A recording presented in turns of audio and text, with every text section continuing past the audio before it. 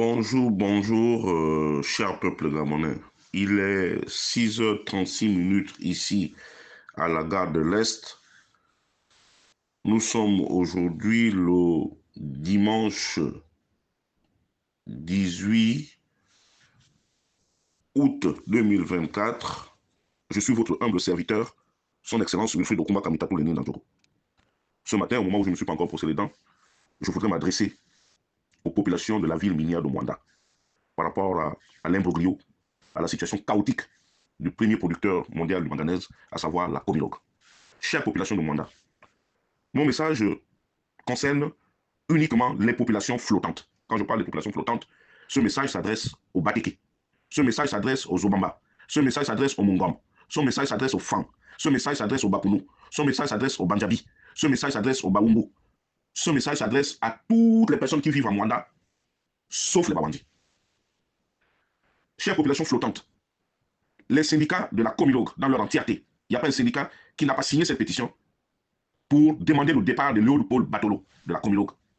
Il vous revient à vous, chère population mwandaise, de vous lever parce que c'est dans les quartiers, c'est nous qui en pâtissons de la gestion épicière de la Comilog par M. Batolo. Nous ne pouvons plus laisser les seuls agents de la Comilog se battre pour cette affaire-là, de notre vivre ensemble. Comilog, c'est tout pour nous, nous qui avons vécu à Mwanda, nous qui avons grandi à Mwanda. Malheureusement, aujourd'hui, la vie de l'entreprise est menacée. Nous ne pouvons pas laisser Batolo continuer à saccager nos efforts, ce qui nous a permis de vivre. Il y en a qui sont morts aujourd'hui, qui nous ont laissé cette entreprise-là debout. Malheureusement, la gestion de Batolo pose problème.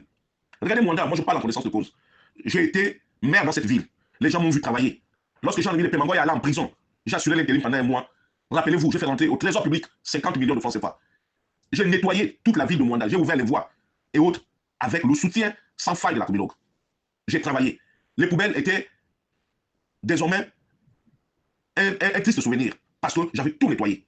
Mais je ne comprends pas, chers compatriotes, que l'État aujourd'hui a consenti des efforts en mettant à la disposition des populations de Mwanda et ses environs à cause de l'exploitation du manganèse, ce qu'ils appellent la RSE. La responsabilité sociétale des entreprises, pour pouvoir nous financer les projets, pour pouvoir faire un certain nombre de choses. Et ça, c'est pratiquement près de 10 milliards de francs CFA par an. Depuis 2014, on a mis en place la RSE. 2014-2024, ça fait 10 ans. Donc, vous prenez 10 milliards de francs CFA par an, multiplié par 10, ça fait 100 milliards. Ça veut dire que Mwanda aurait pu avoir des boulevards. Mwanda aurait pu être transformé. Malheureusement, Batolo et sa mafia composée de Egile Boundodo Simangoy, de Midiba Mani, Robert, de Mbene Lussou, de Massar, du gouverneur de la province du Haut-Ogooué, Jacques Denis Sanga, du maire de Franceville, Christian Zogo Koyo, et ces nombreuses sociétés qui pilulent dans le monde de la sous-traitance à Mwanda. Batolo s'est arrangé à clochadiser tous ceux qui ne parlent pas à Wanji.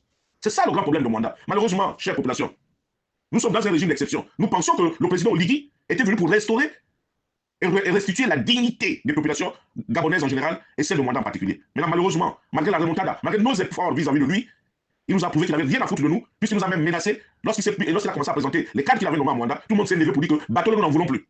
Mais il nous impose Batolo pour des raisons qui lui sont propres. Donc il nous revient à nous populations de Mwanda, de trouver des solutions à ce problème-là.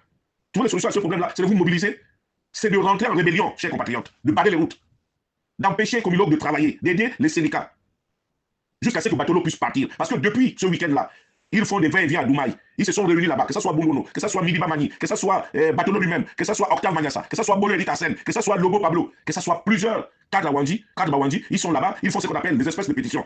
Mais vous qui êtes flottants, vous qui travaillez à Comilog, vous qui n'avez pas de parapluie, aujourd'hui, ces enfants-là, ces syndicats-là, ces responsables des syndicats sont en danger de mort. Chacun d'entre vous doit veiller à ce qu'ils vivent. Chacun d'entre vous doit veiller à leur sécurité, mes chers compatriotes, mes chers frères de Mwanda. On n'est pas jaloux de Batolo. Je pensais que Batolo aurait dû inverser. La vie de l'entreprise aujourd'hui, Comilog était censé durer encore une quarantaine d'années. Mais dans 10 ans, dans 5 ans, dès que le plateau Okuma là, dès qu'ils vont finir avec ce plateau, c'est la fin de la Comilog. Et Comilog, c'est une ville sinistrée au même titre que Mounana aujourd'hui. Allez-y voir Mounana. Quand on va à Mounana où j'ai grandi, où je suis né, je n'ai que mes yeux pour pleurer. C'est comme ça que Batolo veut nous amener dans cette affaire-là. Et vous savez que Comuf, la situation de Mounana aujourd'hui, parce que les populations de Mounana ne parlent pas, c'est Boundono Simangoy qui a tué la Comuf à Mounana. Il y a encore l'uranium. Encore Mathurin est là, celui qui a été nommé dans la société de fer de Belinga là. Il est là vivant. Il est là vivant. Mais pourquoi les Bawandji ont ce comportement-là de tuer les entreprises? Boundono a tué Comuf, Boundono a tué la SMBG. Et aujourd'hui, dans Mwanda, depuis hier, pour 30 000 francs, on demande de faire des pétitions pour que M. Batolo puisse rester. Vous valez 30 000 francs CFA. Vous savez combien Batolo a dans ses comptes à BGFI? Chez le sulfuro Ima, vous savez ce qu'ils ont comme moyen? Mais mes chers frères, un pauvre n'est pas quelqu'un qui perd facilement sa dignité. Pour 30 000 francs, vous êtes en train d'écrire des pétitions. Pour 30 000 francs, vous êtes en train de réduire les efforts des syndicats, de la communauté, à la plus simple expression. Mes chers frères, regardez comment Mwanda. Regardez comment tous les chantiers de Mwanda, toutes les entreprises qui travaillent au niveau de la sous-traitance à Mwanda appartiennent à Batolo. Si ce n'est pas Batolo, c'est Mbele Loussou. Si ce n'est pas Mbele Loussou, c'est Manyanya. Si ce n'est pas Manyanya, c'est Moulonda. Si ce n'est pas Moulonda, c'est Agile Nembe. Mais ils ont fait un cartel pour profiter, que eux seuls puissent profiter du fruit de manganèse. Les maisons de l'Éima, nous tous savons que ce sont des bois d'allumettes. Il n'a pas respecté le cahier des charges. Mais le président de la transition ne s'est pas empêché de mettre le petit Ayami en prison. Parce que pour lui, il estime que même si nous ne sommes pas contents, au nom du respect, nous devons nous taire, monsieur le président de la transition. Nous ne sommes pas dans un régime de subordination. Nous voulons un régime libre, démocratique. Donc, chère population de Mwanda, la balle est dans votre camp. La balle est dans votre camp. Levez-vous, marchez. La balle est dans votre camp. Que tu sois de Moukalissi, que tu sois de Montagne Sainte, que tu sois de quartier commercial, que tu sois de Fumier, que tu sois de Yongassa, que tu sois de Bellevue, que tu sois de Moukaba, que tu sois de Donkoula. Levez-vous. Levez-vous. À Mwanda, il y en a plein de marabouts qui sont là-bas, qui travaillent pour Batolo. Plein de marabouts. À part la tête de la communauté, Batolo ne peut pas aller travailler ailleurs, monsieur le président de la transition. Nous n'en voulons plus. Mais là, concernant les ordures ménagères dans la ville qui jonche la ville de Mwanda, mais je me pose des questions. Lorsque nous sommes arrivés en 2008 au conseil municipal de Mwanda, nos efforts nous ont amenés à avoir plus d'1,3 milliard de budget. Mais si il est prouvé que c'est communaux qui ramassent les ordures, c'est d'ailleurs ceux qui payent tout ça. Mais à quoi sert finalement, à quoi sert le budget d'investissement de la mairie de Mwanda? Je sais qu'à l'époque, nous avions 50 millions de francs CFA pour l'entretien des voies, le ramassage des ordures. Et à un autre temps, j'avais suggéré au maire de Pémangoa en disant que la décentralisation, c'était un état d'esprit. Ne soyons pas gourmands. Nous avons 2 arrondissements, nous avons 2 délégués maires. À l'époque, il y avait Feu Papa Olende, Prosper, et de l'autre côté, il y avait mon grand frère Ngosanga, Ngos, le grand Ngos. J'ai dit, mais pour éviter tout le bruit là, donnez 25 millions de francs CFA à Ngos, 25 millions de francs CFA à Papa Olende. Et je me souviens que j'étais parti à Libreville, acheter des petites voitures là, qui circulaient là pour ramasser les ordures. Et sur fonds propres, sur le salaire que la mairie de Mwanda me donnait, j'ai acheté des poubelles à Libreville chez un Libanais. Ces poubelles là coûtaient 11 000 francs. Et que j'ai déposé devant chaque magasin de Mwanda. Il payait mensuellement 5 000 francs CFA. Et ça a augmenté les recettes de la mairie. Devant chaque magasin, il n'y avait aucun problème. Et les voitures de la mairie circulaient le matin pour ramasser les poubelles, pour aller les jeter sur la route entre Mwanda et Franceville. Là où se trouve la décharge publique. Après, là où ils sont en train de construire maintenant, là, juste après le jardin d'enfants de la communauté de la mairie, là, il y avait la plus grande décharge publique de Mwanda, là. Avec l'aide de la communauté, avec la ténacité du grand frère Moukani, John, nous avons travaillé de jour comme de nuit, avec le grand frère François Nkula, pour tout vider. Et Mwanda était propre.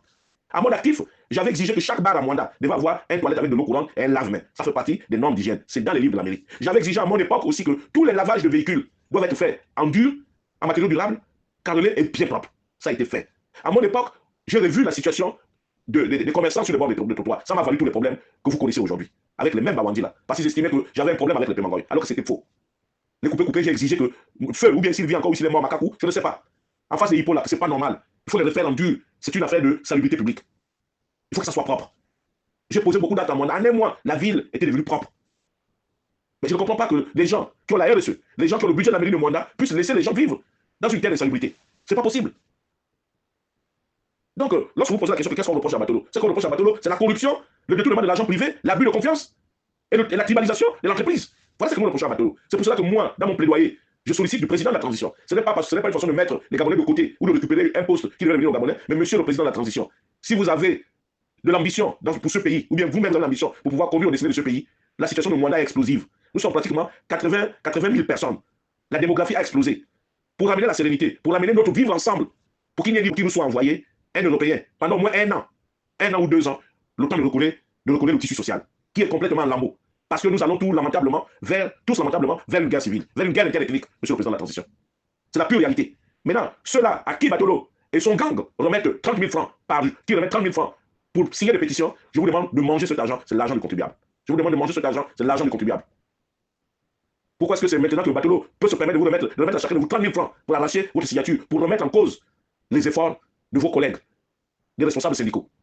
Ça, nous refusons. Toi qui es au Bamba, il faut refuser. Toi qui es Teke, il faut refuser. Toi qui es Banjabi, il faut refuser. Toi qui es Ndoumou, il faut refuser. Toi qui es Kanidi, il faut refuser. Toi qui es toutes les autres ethnies. Laissez les Bawandis faire ça. Parce que c'est méchant ce que Batolo fait. Aujourd'hui, nous avons perdu pratiquement 49 cadres à Comilog. Parce que Batolo doit faire une ville autour de lui. Alors qu'il est même atteint par la limite d'âge pour aller à la retraite. Il y a comme une espèce de défiance. Maintenant, levez-vous. Je connais le peuple de Mwanda, vous êtes un peuple dur et conquérant. Puisque Oligui continue à maintenir Batolo à la tête de la communauté, tournons le doigt à Oligui, montrons-le que nous sommes des hommes. Restons dans notre coin. Restons dans notre coin. Et je vous suggère même de ne même pas aller voter au référendum. Tant que Batolo est là, il n'y a pas de référendum à Mwanda. Que les Bawandja aient voté. Que les Bawandja aient voté. Nous ne pouvons pas continuer comme ça. La sous-traitance, c'était un moyen de partager les fruits de la croissance. Donner à gauche, donner à droite, donner... Mais Batolo en a fait son affaire personnelle. Avec son cartel. C'est sur ce mot que je m'arrête. Je prends congé de vous tout en espérant que vous allez prendre les bonnes décisions de marcher dans Mwanda, de vous lever, de contester. Il vous revient à vous de contester. Ce directeur général là, nous n'en voulons plus. Chers compatriotes de Mwanda, nous n'en voulons plus. Merci.